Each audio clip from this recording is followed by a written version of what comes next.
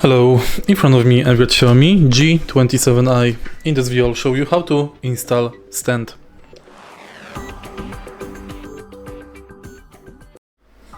In the beginning, let's prepare leg stand. Now insert it right here on the back and push it until it clicks. Next, prepare this metal plate and install it right here like this. There's only one way to install it.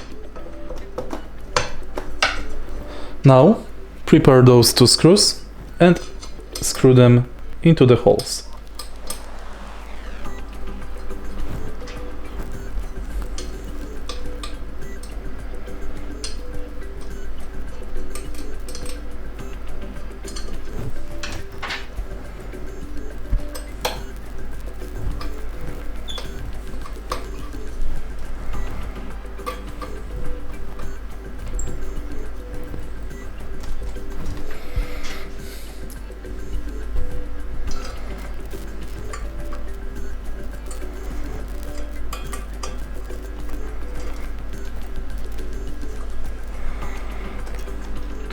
And it's done.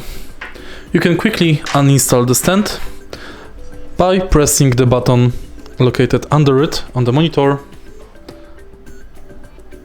and sliding the stand out.